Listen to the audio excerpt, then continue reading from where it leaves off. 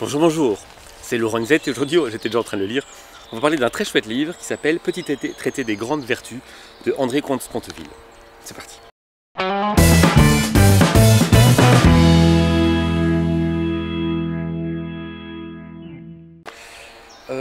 André Comte de Sponteville, je ne vais pas vous parler de lui, je vais parler donc que de son livre.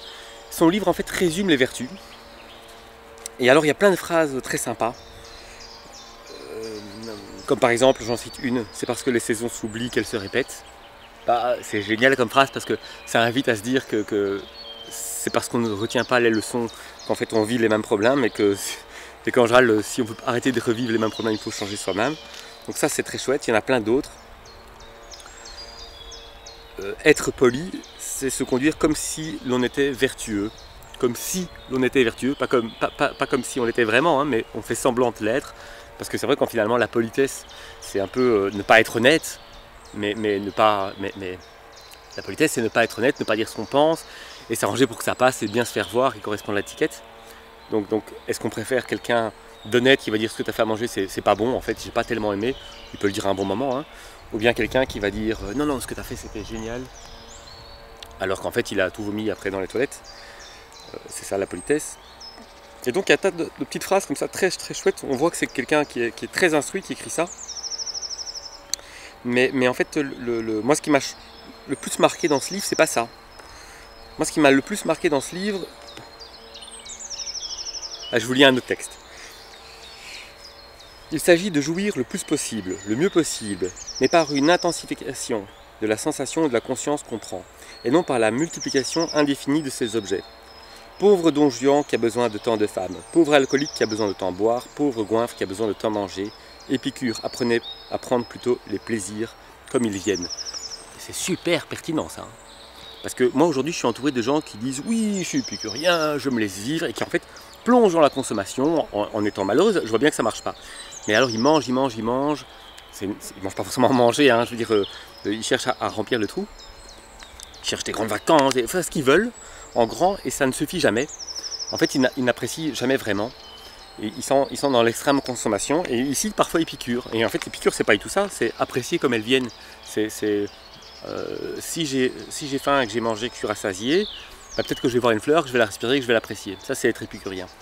Et cette distinction est hyper importante je pense, parce que si on est épicurien, on va plutôt profiter avec qualité des choses, sans la consommation, sans bouffer, sans se goinfrer.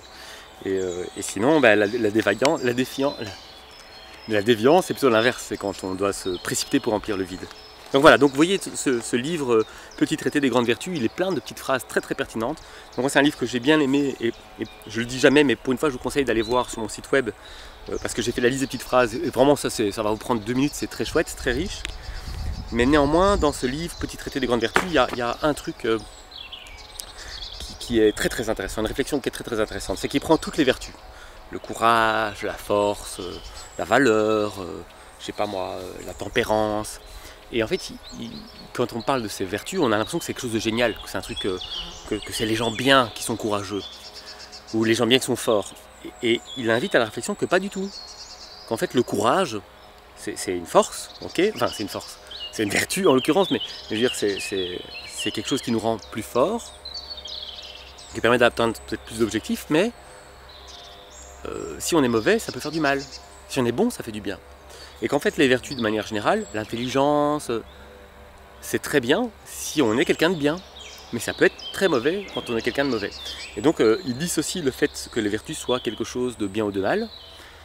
Et c'est intéressant parce que quand vous rencontrez des gens et que vous faites des opinions sur les gens, « Oh, il a beaucoup travaillé, il est courageux. » Ben oui, mais qu'est-ce qu'il en fait, en fait? Parce que c'est ce qu'il en fait qui va déterminer la personne qu'il est. C'est bien. Ok, il est courageux, c'est bien. Enfin, je sais pas du coup, mais en fait, qu'est-ce qu'il en a fait de ça? Quand les gens ont des vertus, qu'est-ce qu'ils en font? Avoir des vertus, ça peut faire beaucoup de mal. Quelqu'un de mauvais, qui est courageux, fort, travailleur, intelligent, brillant, c'est la catastrophe. Donc je trouve que cette réflexion est très intéressante. Je vous souhaite une très bonne journée. C'est un livre qui vaut la peine. Bonne journée, même s'il est très répétitif, mais il y a des petites phrases pertinentes. Bonne journée, au revoir.